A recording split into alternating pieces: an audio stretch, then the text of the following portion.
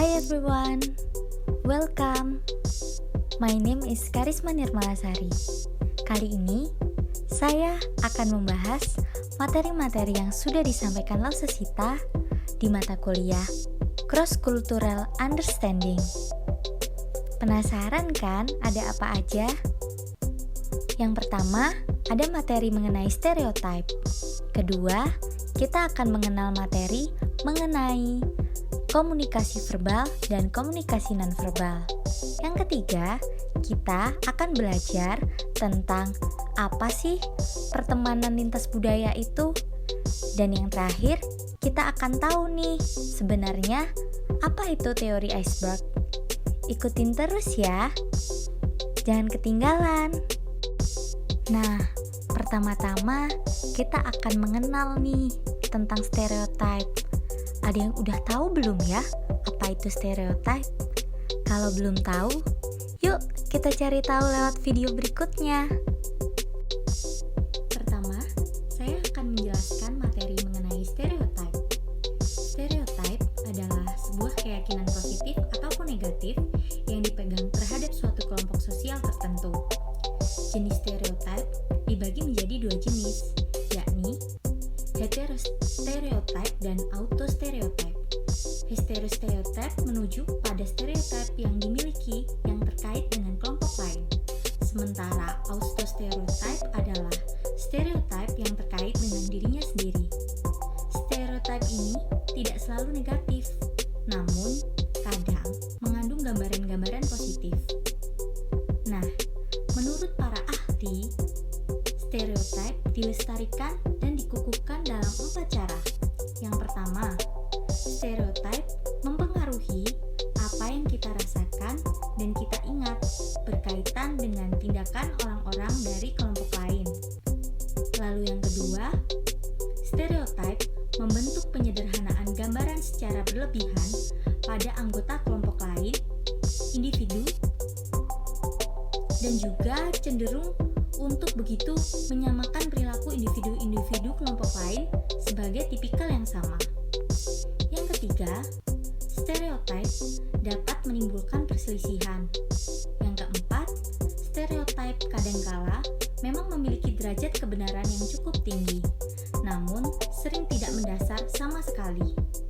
Berdasarkan apa yang sudah dijelaskan, kalian sudah bisa tahu kan apa itu stereotip?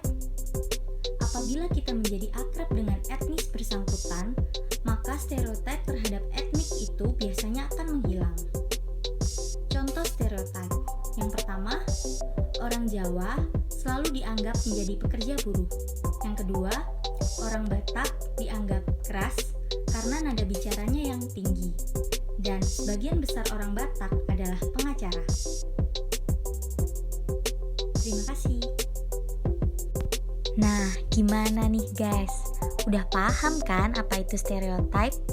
Menarik ya? Selanjutnya, kita akan belajar tentang komunikasi verbal dan komunikasi nonverbal. Langsung aja ya. Yuk, kita lihat sama-sama. Yang kedua, saya akan menjelaskan mengenai komunikasi verbal dan komunikasi nonverbal. Secara umum, komunikasi verbal adalah komunikasi yang berbentuk lisan ataupun tulisan. Contohnya adalah penggunaan kata-kata. Sedangkan komunikasi nonverbal adalah komunikasi yang tidak menggunakan kata-kata. Apa sih contohnya? Yang pertama, menggunakan bahasa tubuh seperti mimik wajah dan gerakan tangan. Bahkan intonasi suara dan kecepatan berbicara. Komunikasi verbal berupa kata-kata yang diucapkan langsung, bisa dilakukan secara langsung, face to face, atau dengan perantara media. Contohnya, berinteraksi menggunakan sosial media atau telepon genggam. Sedangkan komunikasi verbal yang melalui tulisan bisa dilakukan menggunakan media seperti surat, postcard, chatting di sosial media, dan sebagainya. Komunikasi nonverbal lebih sering terjadi dalam komunikasi secara langsung atau face to face. Sebabnya, dalam komunikasi menggunakan media digital, komunikasi nonverbal seringkali tidak mungkin dilakukan. Contohnya, ketika kita sedang chatting, kita tidak tahu ekspresi wajah lawan bicara dan kita tidak tahu bagaimana intonasi suara saat membacanya. Karena keterbatasan ini pula, komunikasi nonverbal sering menimbulkan kesalahpahaman. Terima kasih. Wah, jadi gitu ya bedanya. Baru paham kan? Kalian juga nggak? Materi selanjutnya nggak kalah menarik loh guys. Selanjutnya kita akan keliling dunia karena kita akan belajar mengenai komunikasi pertemanan lintas budaya. Langsung aja ya, kita lihat video selanjutnya.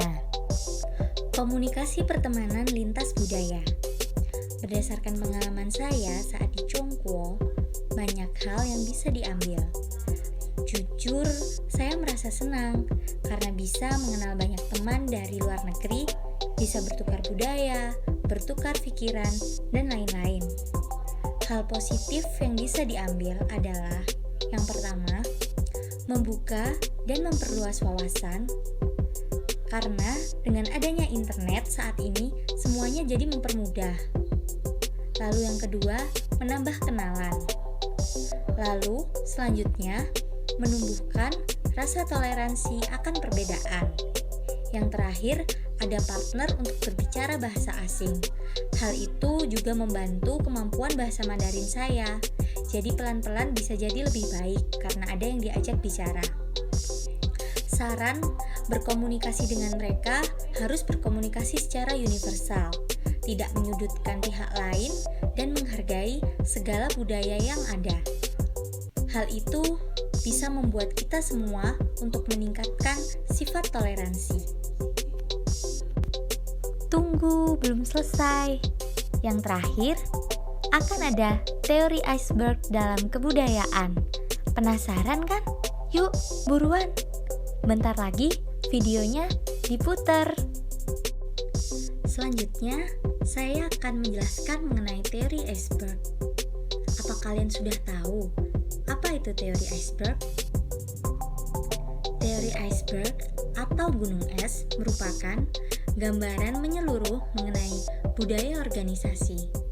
Sama seperti sifatnya, gunung es memiliki puncak yang terlihat di atas permukaan air, namun memiliki bagian perut yang lebih besar dan berada di bawah permukaan yang jelas tidak terlihat.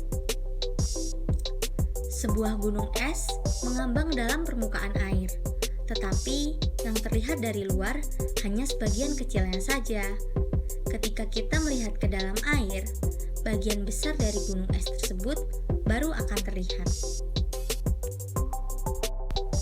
Oke guys, kita udah ada di akhir nih. Makasih udah ngikutin dari awal.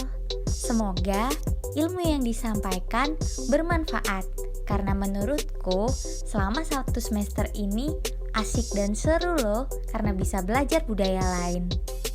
Jangan lupa untuk like video ini. Bye-bye.